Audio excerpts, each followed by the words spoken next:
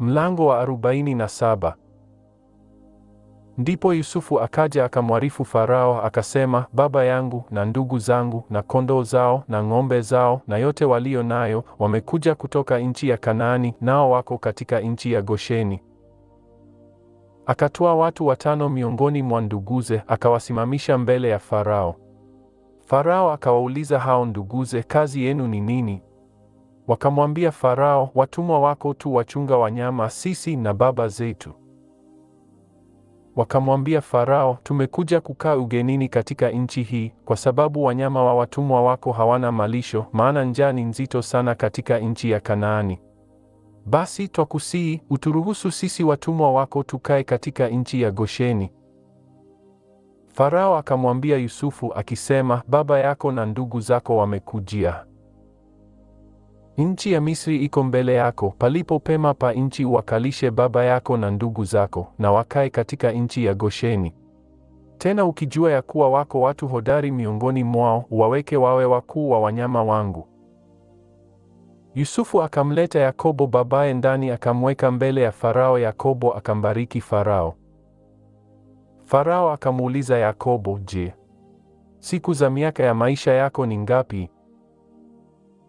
Yakobo akamjibu Farao, siku za miaka ya kusafiri kwangu ni 130. Siku za miaka ya maisha yangu zimekuwa chache, tena za taabu, wala hazikufikilia siku za miaka ya maisha ya baba zangu katika siku za kusafiri kwao. Yakobo akambariki Farao, akatoka mbele ya Farao.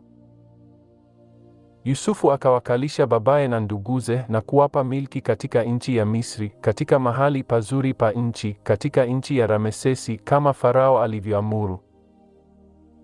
Naye Yusufu akawalisha babaye na nduguze na nyumba yote ya babaye kwa kadiri ya hesabu ya watoto wao.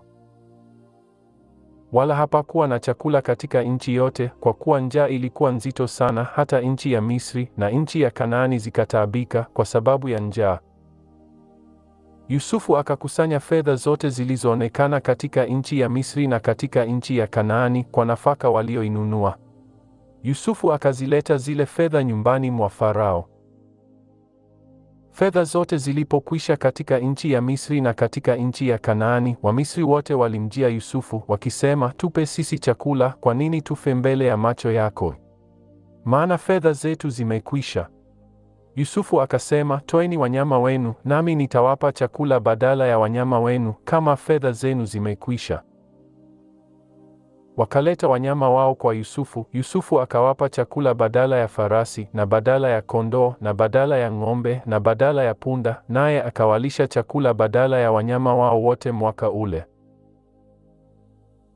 Na mwaka ule ulipokwisha, wakamjia mwaka wa pili, wakamwambia, hatumfichi bwana wetu ya kwamba fedha zetu zimekwisha, na makundi ya wanyama ni mali ya bwana wetu, hakikusalia kitu mbele ya bwana wetu ila miili yetu na nchi zetu. Kwa nini tufe mbele ya macho yako, sisi na nchi yetu?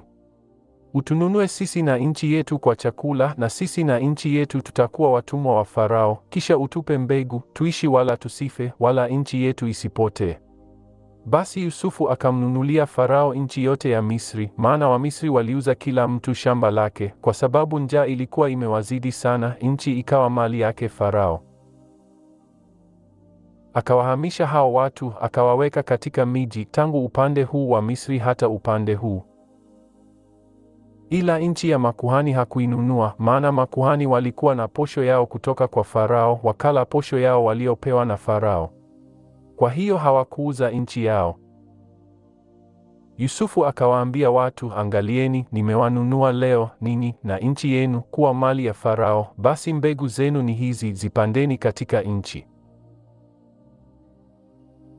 Itakuwa wakati wa mavuno mtampa Farao sehemu ya 5, na sehemu 4 zitakuwa zenu wenyewe, kuwa mbegu za nchi, na chakula chenu, na chakula chao waliomo nyumbani mwenu, na chakula cha watoto wenu. Wakasema, umetulinda hai na tuone kibali machoni pa bwana wetu, nasi tutakuwa watumwa wa Farao. Yusufu akaifanya sheria kwa habari ya nchi ya Misri hata leo, ya kwamba sehemu ya 5 iwe mali ya Farao. Ila nchi ya makuhani tu haikuwa mali ya Farao. Israeli akakaa katika nchi ya Misri, katika nchi ya Gosheni. Wakapata mali humo, wakaongezeka na kuzidi sana.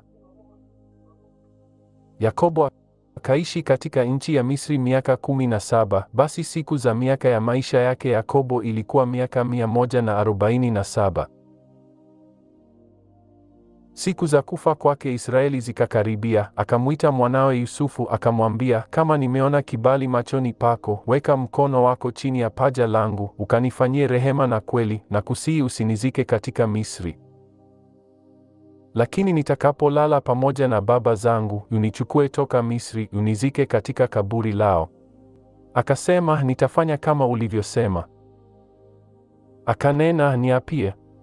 Naye akamwapia. Israeli akajinamisha kwenye mchago wa kitanda.